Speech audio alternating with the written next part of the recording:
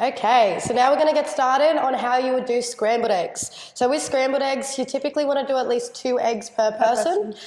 You can do it with 1 egg, but it just doesn't really equate to that much. So we're going to get a bowl and we're going to get 2 eggs ready. I have washed my hands for food safety reasons. So what you're going to do for a scrambled egg is you're going to crack them into the bowl.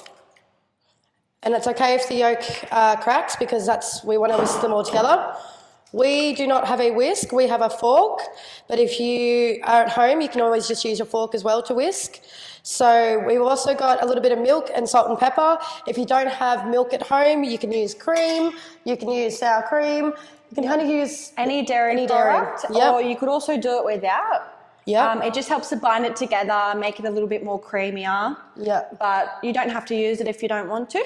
So we just used a very small amount. You can see it's barely even used from the bottle. So you don't need a lot of it. It's just going to make it a bit creamier and bind it together. Yep. And then for flavour reasons as well, I'm going to put a little bit of salt and pepper in there. I find eggs really bland, and so I find I need some salt and pepper. They've also got really great seasonings at the shops as well. You can get like egg salad ones. Yep. And they can really do a lot to your eggs as well, flavour-wise. So yeah, what we're going to do is we're going to put all your 2 eggs, milk and salt and pepper into the bowl. I'm a cheeseaholic and I love cheese, so if you're like me, you can also add cheese into your eggs. Yes. For a bit of a cheesy scrambled eggs. And so once they're all whisked together, just like that, and you can see they've got a nice consistency, it's a nice kind of orangey colour, light orangey colour, then we want to make sure our pan is well oiled and is already hot as well. So again, you could use oil or butter, whichever you prefer. Yep. And then once it's whisked together, all you're going to do is just pour it onto your pan. And you will hear that sizzle of it slightly cooking as soon as it hits the pan. And you'll see around the edges, just like how we did with the fried egg, you'll see the colour change when it's cooked. Yep. So you can move it around the pan as well. It doesn't matter too much. You want to make sure that it's getting cooked throughout. We're going to come back in a minute and show you what a soft scrambled eggs would look like.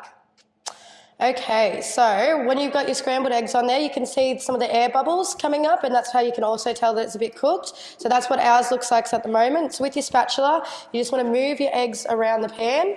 Doesn't matter if it breaks the yolk, you want it to all cook anyway. So for soft scrambled eggs, my apologies, you probably leave it on for a little bit longer than this. You want to make sure that it's all cooked throughout. I can still see a little bit of raw egg there, so I'm going to make sure I flip that to make sure that it's all cooked throughout.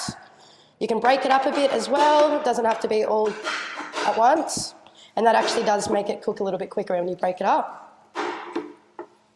So that is what I would call soft scrambled. Yeah, I'd call that soft scrambled. So that's what we would call soft scrambled eggs. If you like that on toast, you can get it off there and you can see that it's all cooked throughout.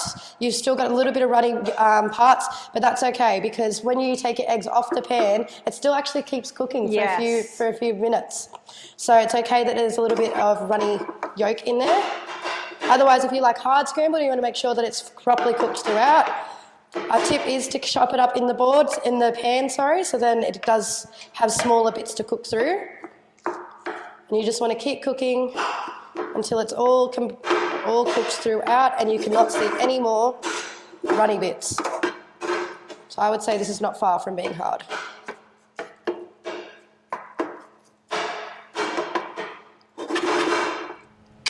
Okay, so now we've got our hard scrambled egg. You can see that it's cooked throughout on the pan. There's no more runny bits. That's what ours looks like. So we're going to get our spatula and serve it up so we can show you guys. If you wanted, you could be serving it on a piece of toast. Yep, with avocado is one of my favourites as well, and it's quite healthy. Eggs are a great source of protein as well. It's a quick way of getting your protein. And they usually fill you up pretty good. They do.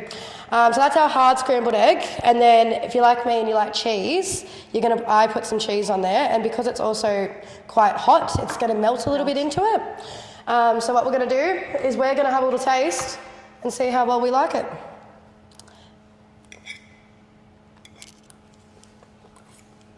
They're really good. Yep. A quick and easy breakfast.